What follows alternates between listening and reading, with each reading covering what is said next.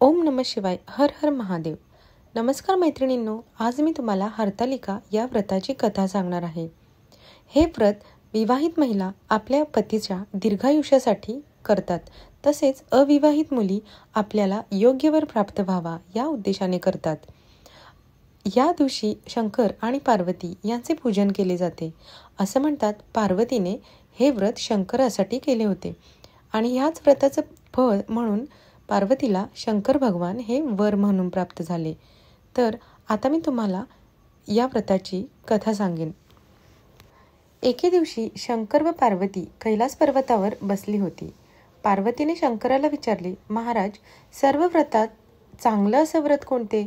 श्रम थोडे आणि फळ पुष्कळ असं एखादं व्रत असेल तर मला सांगा. मी कोणत्या पुण्याईने आपल्या पदरी पडले हेही मला सांगा.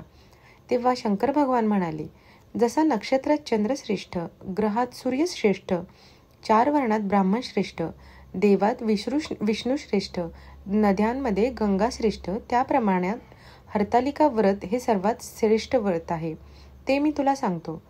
तेच तू पूर्वजन्मी हिमालय पर्वतावर केलंस आणि त्याच पुण्यानं तू मला प्राप्त झालीस. ते व्रत ऐक. हे व्रत भाद्रपद महिन्यातील पहिल्या तृतीयेला करावं. ते पूर्वी तू कसं केलंस ते मी तुला आता सांगतो. तू लहानपणी मी तुला प्राप्त व्हावं म्हणून मोठं तप केलंस. 64 वर्ष तर झाडाची पिकली पानं खाऊन होतीस. थंडी, पाऊस, ऊन ही तिन्ही दुःख सहन केलीस. हे तुझे श्रम पाहून तुझ्या बापाला फार दुःख झालं व अशी कन्या कोणाला द्यावी अशी त्याला चिंता पडली. इतक्यात तिथे नारद मुनी आले.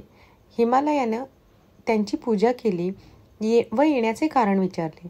तेव्हा नारद म्हणाले, तुझी कन्या उपवर झाली आहे, ती विष्णूला द्यावी. तो तिचा योग्य नवरा आहे. त्यांनी मला तुझ्याकडे मागणी करण्यास पाठवले आहे म्हणून मी इथं आलो आहे. हिमालयाला मोठा आनंद झाला. त्याने ही गोष्ट कबूल केली. नंतर नारद तेथून विष्णूकडे गेले. नारद गेल्यावर तुझ्या बापानं ही गोष्ट तुला सांगितली. ती गोष्ट तुला रुचली नाही, तू रागवलीस. असं पाहून तुझ्या सखीनं रागवण्याचं कारण विचारलं.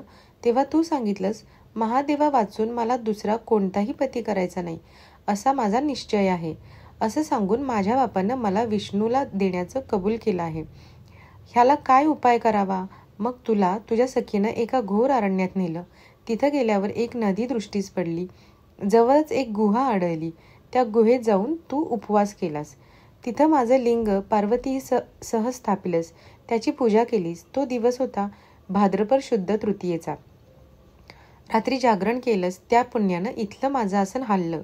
नंतर मी तिथं आलो, तुला दर्शन दिलं आणि वर मागण्यास सांगितलं तर तू म्हणालीस, तुम्ही माझे पती व्हावं याशिवाय दुसरी इच्छा नाही. नंतर ती गोष्ट मी मान्य केली आणि मी गुप्त झालो. आता हरतालिका कहाणी ऐका. पुढे दुसऱ्या दिवशी ती व्रतपूजा विसर्जन केलीस. मग मैत्रिणींसह त्याचं पारणं केलंस. इतक्यात तुझा बाप तिथे आला. त्याने तुला इकडे पळून येण्याचं कारण विचारलं. मग तू सर्व हकीकत सांगितलीस. पुढं त्यानं तुला मलाच देण्याचं वचन दिलं. तुला घरी घेऊन गेला. मग काही दिवसांनी चांगला मुहूर्त पाहून मला अर्पण केली. अशी या व्रतानं तुझी इच्छा पूर्ण झाली. हरतालिका हे व्रत असं म्हणतात. याचा विधी असा आहे, ज्या ठिकाणी हे व्रत करायचं असेल त्या ठिकाणी तोरण बांधावं, केळीचे खांब लावून ते स्थळ सुशोभित करावं, पुढं रांगोळी घालून पार्वतीसह महादेवाचं लिंग स्थापन करावं, षडोपचारांनी त्याची पूजा करावी, मनोभावे त्याची प्रार्थना करावी, नंतर ही कहाणी करावी, रात्री जागरण करावं. या व्रतानं प्राणी पापापासून मुक्त होतो. 7 जन्माचं पातक नाहीसं होतं. या दिवशी बायकांनी जर काही खाल्लं तर 7 जन्म वंध्या होतात, दरिद्र येतं व पुत्रशोक होतो. कहाणी ऐकल्यावर सुहासिनींना यथाशक्ती वाण द्यावं. दुसरे दिवशी उत्तर पूजा करावी आणि व्रताचं विसर्जन करावं. ही 60 उत्तराची कहाणी 5 उत्तरे देवा ब्राह्मणांचे द्वारी, गाईचे गोठी, पिंपळाचे पारी, सुफल संपूर्ण. तर अशा पद्धतीने आपण हरतालिकाचे व्रत करावे. तर अशा प्रकारे जे कोणी हे व्रत मनोभावे करतील त्यांना या व्रताचे फळ अवश्य मिळेल. ओम नमः शिवाय. आता आपण हरतालिका मातेची आरती पाहणार आहोत. जय देवी जय हरतालिके, सखी पार्वती अंबिके आरती ओवाळीते. जय देवी जय हरतालिके माते, सखी पार्वती अंबिके आरती ओवाळीते. हर अर्धांगी वससी जासी, यज्ञा माहेरासी, तेथे अपमान पावसी, यज्ञ कुंडित गुप्त होसी.